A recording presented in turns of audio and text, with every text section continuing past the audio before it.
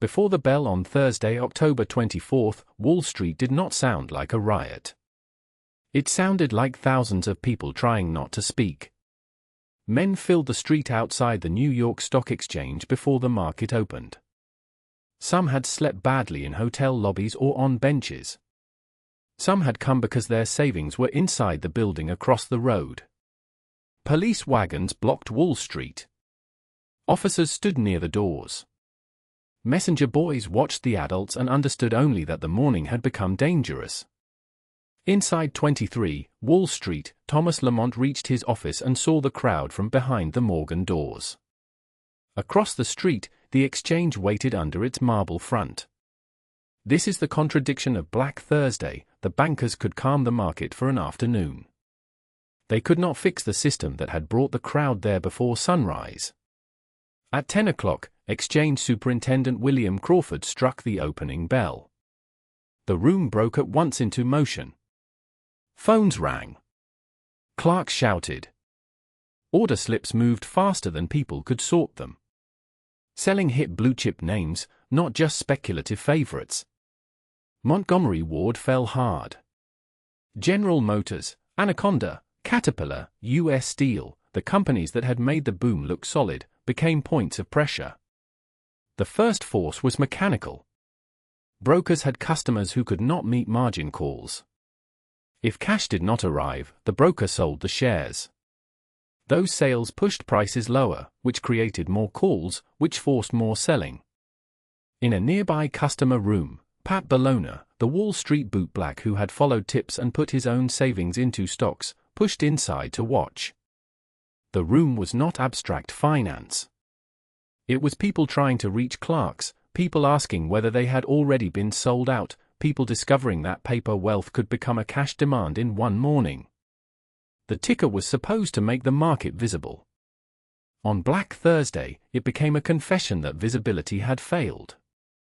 Crawford could not leave the podium. Richard Whitney had told him to stay near the bell in case trading had to be halted. So Crawford sent messages to the engineers below, asking whether the machines could be driven faster. They could not keep pace. On the floor, rules about not running, pushing, cursing, or taking off coats disappeared almost immediately. At one post, U.S. Steel was surrounded by men trying to sell. At another, the country's best-known industrial names were being offered into a market that sometimes had no buyer at any price. That was the deeper panic. A falling price was frightening. No bid was worse. It meant the market had stopped being a marketplace and had become a room full of people asking for exits at the same time. Even spectators became part of the pressure. The visitors' gallery filled with people who wanted to see history while officials worried that the sight of an audience might make rumors worse. Crawford had heard Winston Churchill might come to watch. But by late morning the floor no longer looked like an exhibit of modern finance.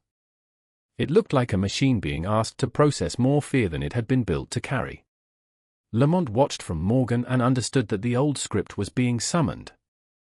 In 1907, J. Pierpont Morgan had gathered bankers, forced decisions, and turned private authority into public rescue. In 1929, Jack Morgan was in England. Lamont was the senior Morgan man in New York, and the crowd outside expected someone to perform that role. He called the heads of the major banks to 23, Wall Street. Even reaching Charles Mitchell one block away took minutes because the phone lines were so overwhelmed. Mitchell pushed through the crowd from National City. Albert Wiggin of Chase came after watching the tape and deciding this was no ordinary bear market. William Potter, Seward Prosser, Richard Whitney, and George Whitney joined them around Lamont's desk. They spoke quietly, with no formal record. Each institution had reason to fear disorder. The plan was simple enough to be theatrical: commit bank money, buy the most pressured stocks, and make confidence visible before the exchange lost control. The rescue first appeared as rumor. Reporters were brought into Morgan. Lamont stood near a window protected by steel netting left from the 1920 bombing and spoke with deliberate calm. He described the selling as distress, technical rather than fundamental. He said no exchange houses were in difficulty. He did not explain the full size or mechanics of the banker's pool. That vagueness mattered. The rescue needed to be believed before it could be understood. Not everyone believed the old script would work. Bernard Baruch refused Lamont's urgent invitation to join. To him, the market had become too broad, too public, too filled with new participants for a small group of powerful men to command it the way Morgan had done in 1907. The day when a private house could rally Wall Street by force of reputation was passing, even if the men inside Morgan still had to act as though it had not. At 1:30, Richard Whitney walked onto the exchange floor and turned belief into a scene. He moved to the U.S. Steel post and bid above the market for a large block of shares. For a moment, the crowd was stunned. Then the news moved through the room: powerful money was buying. Whitney kept walking, stopping at post after post, placing visible orders in names the market knew. The effect was immediate. The rout halted. By the afternoon close, he looked like Wall Street's white knight. But the performance was not the same as repair. It showed that banks could buy time. It did not show that the public had stopped needing to sell. After the bell, the exchange floor looked less rescued than exhausted. Men leaned against posts. Some sat on the floor with their heads down. Paper covered the room like the remains of a celebration nobody had enjoyed. Outside Morgan, reporters and newsreel crews shouted for explanations while Lamont and the other bankers met again. The day had broken records: more than 12 million shares traded on the New York Stock Exchange. The ticker did not finish reporting the day's final transactions until after 7 in the evening, hours late. At the end of the tape came another statement of confidence: the market was fundamentally sound, the worst had passed. Yet the private problems had not ended. At Merrill Lynch, an unexecuted sell order list raised the question of whether doing the obvious thing the next morning could damage the firm itself. At the Federal Reserve, meetings produced the most frightening public phrase of the day: no announcement.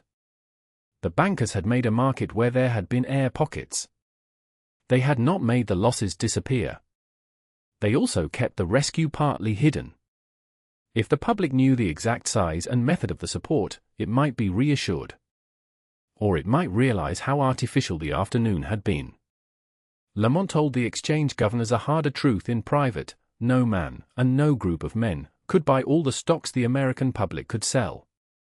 That night, the crash traveled beyond Wall Street. On the ocean liner Berengaria, passengers crowded a shipboard brokerage office, waiting for delayed radio quotations to be written on a board.